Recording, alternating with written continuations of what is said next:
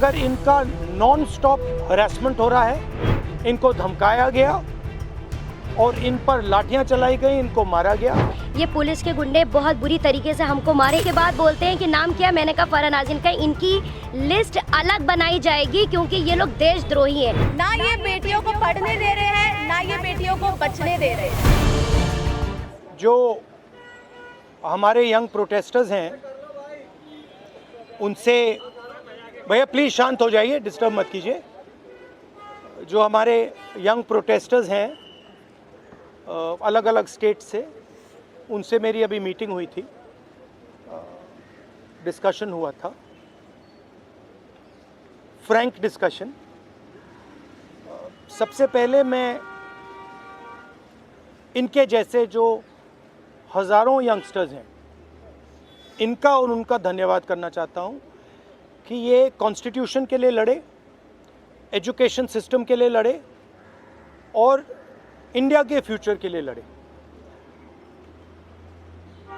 Main discussion violence पे था, हिंसा पे था, और इनका कहना है कि इन्होंने किसी पर हिंसा नहीं की है, मगर इनका नॉन स्टॉप हरासमेंट हो रहा है, इनको धमकाया गया और इन पर लाठियां चलाई गई, इनको मारा गया।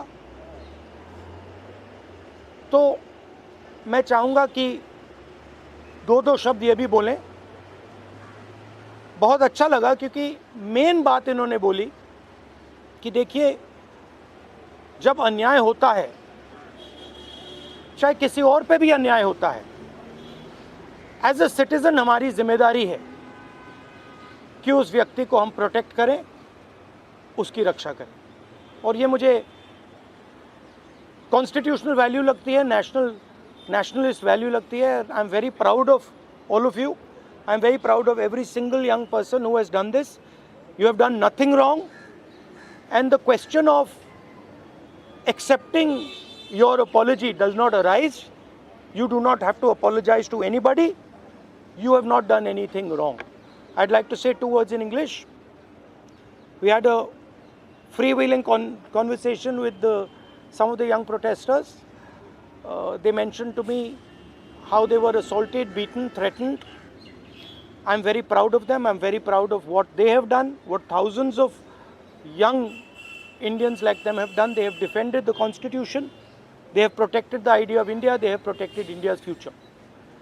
Complaining about the education system, which is a flawed system, a collapsing system, a useless system, is not a crime. If anything, the system needs to be changed. It needs to be corrected. And that is all they were asking for. They were not doing violence. They were not being aggressive. They were not being nasty. They were beaten. They were assaulted. They are threatened. Accepting their apology, forcing them first, sending गुंडाज to their house, महिलाओं के घर में गुंडा भेजने के बाद forcibly उनसे apology, 15 साल की बच्ची से अपॉलॉजी लेना और फिर उस अपॉलॉजी को एक्सेप्ट करना, accepting that apology is complete nonsense. We do not accept it. We want a education system that works. We want exam leaks to stop, and we want the future of this country, who is them, to be respected and protected. So would you like to say a word? Talk. Hello everyone, मेरा नाम है रिया अहीर. मैं वो लड़की हूँ जो Mumbai police के सामने आ गई थी. यू गाइस से कि ये वो लड़की है जो वायरल हो गई है, जिन्होंने मुंबई पुलिस को रोका था. बट मैं मीडिया से ये कहना चाहूँगी, मैं वो लड़की हूँ जिन्होंने 20 बच्चों को अनलॉफुली डिटेन होने से रोका था. Please change your narrative, change your perspective. पर जो भी मैंने किया उसकी वजह से मुझे बहुत हरास किया जा रहा है. ट्रोलिंग नहीं बोलूँगी मैं, क्योंकि ये ट्रोलिंग नहीं है, ये क्राइम है.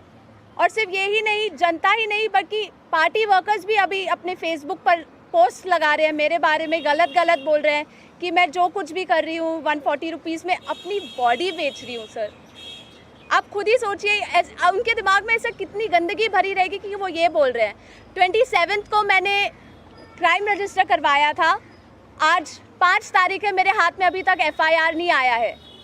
ना ये बेटियों को पढ़ने दे रहे हैं, ना ये बेटियों को बचने दे रहे हैं. मैं बस आपसे इतना कहना चाहूँगी कि एज मीडिया हमारी सबकी रिस्पॉन्सिबिलिटी होती है कि जिन बच्चों के लिए मैं खड़ी थी अब वो मेरे लिए खड़े हैं। एज ए सिटीजन हमारी भी रिस्पॉन्सिबिलिटी है कि एक दूसरे के लिए हम खड़े रहें। Thank you. एक सेकंड हेलो। इनके बारे में मैं कहना चाहता हूँ। इनको पेलेट गन इंजरी हुई थी, ये थोड़ा आपको बताएंगे कि कहा जा रहा है कि पेलेट गन यूज़ नहीं की गई, ये आपको थोड़ा बताएंगे। मेरा नाम नूतन टोप्पो है और मैं झारखंड से बिलोंग करती हूँ।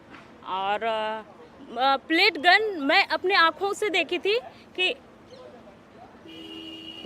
हमारे साइड गन पॉइंट किया हुआ था और जैसे ही मैं मुड़ती हूँ ऐसे पीछे से मुझे गन फायर किया गया और मुझे पता अच्छी तरह से पता है मुझे गन से ही फायर में लगी है, प्लेट गन से ही लगी है, बस मुझे ये पता है। पर जब देश में जंतर मंतर में 20 तारीख और जब अन्याय के खिलाफ हमें खड़ा होने का मौका मिले हम खड़ा होंगे जरूर। मैं फरहानाज उत्तर प्रदेश से आई हूँ। मैं एज अ ग्रेजुएशन स्टूडेंट हूँ, लेकिन हम जब 20 तारीख को जंतर मंतर पे एकदम पीसफुल होकर प्रोटेस्ट कर रहे थे, ये पुलिस के गुंडे बहुत बुरी तरीके से हमको मारे। इतने बुरा इंजर्ड करने के बाद में ये लोग हम लोगों पे ये बोलते हैं कि अगर आप कार्रवाई करोगे तो हम लोग भी डायरेक्ट कार्रवाई करेंगे। देन उसके बाद भी जब इनसे ये नहीं बना तो ये लोग कहने लगे, ये पुलिस का कहना था कि इनका नाम क्योंकि मुसलमान नाम से इन लोगों ने जज किया कि मैं फरहानाज।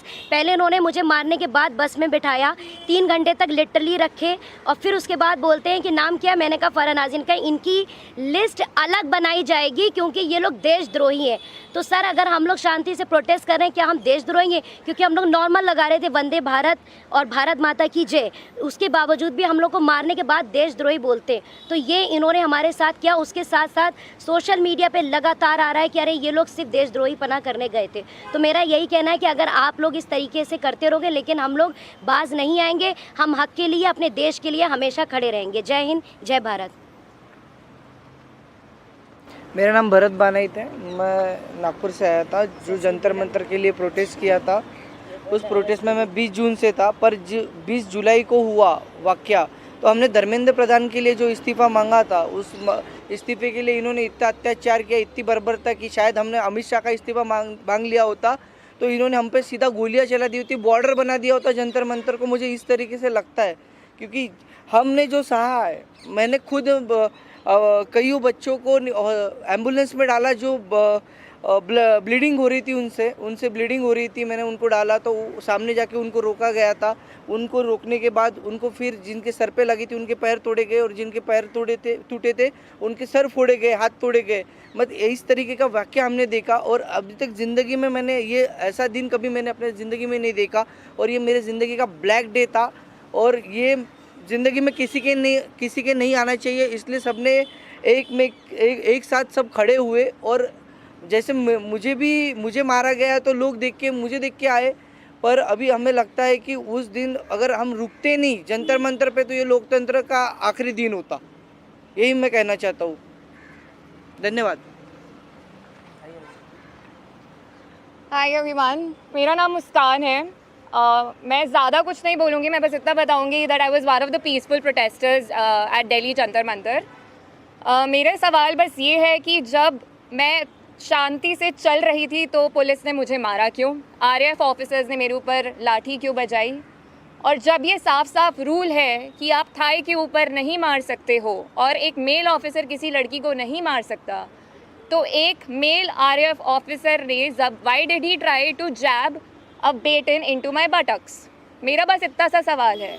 और अगर इसके लिए जिसको भी उसने ऑर्डर दिया था, अगर वो आके मुझसे माफ़ी मांग ले तो मुझे भी बहुत खुशी मिल जाएगी। एंड सेकेंडली, क्योंकि मैंने बोला कि मेरा नाम मुस्कान है, मैं एडिशनली ये भी ऐड करना चाहूँगी कि सर ने मेरी शर्मा है। और ये मैं इसीलिए बता रही हूँ क्योंकि आजकल हर कोई मान के बैठा है कि मैं मुस्लिम हूँ और इसीलिए मुझे और ज़्यादा गालियाँ मिल रही हैं। And that does not tell anything about me, but that tells a lot about the narrative जो इस कंट्री में अभी सेट हो रहा है कि अगर इसने सरकार के खिलाफ बोल दिया तो ये तो मुस्लिम है, और जैसे ही आप किसी को मुस्लिम बना देते हो समहाउ वो अपने आप ही एंटी नेशनल कैसे बन रहा है। तो हम इस नैरेटिव को बहुत ज़्यादा आजकल फॉलो कर रहे हैं और ये जितनी भी ट्रोलिंग आजकल हो रही है इंटरनेट पे, जितना भी हरासमेंट हम लोग फेस कर रहे हैं, ये इस कंट्री का नैरेटिव बताता है बहुत साफ साफ। थैंक्स। आप सब लोगों से सवाल है कि आप कह रहे हो इंटिमिडेट किया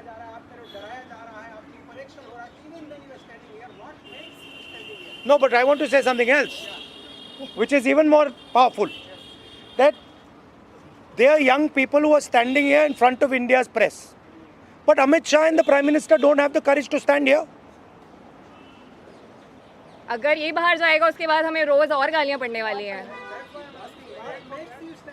They are क्योंकि Indian. कल को मेरे साथ गलत होगा, मेरे साथ कोई आके खड़ा नहीं होगा अगर आज मैं दूसरों के लिए आवाज नहीं उठाऊंगी। और ये ऐसी कंट्री है, टू बी वेरी ऑनेस्ट, जिन लोगों को मेरी सुरक्षा करनी चाहिए उस दिन मैं उन्हीं लोगों से पिट रही हूँ।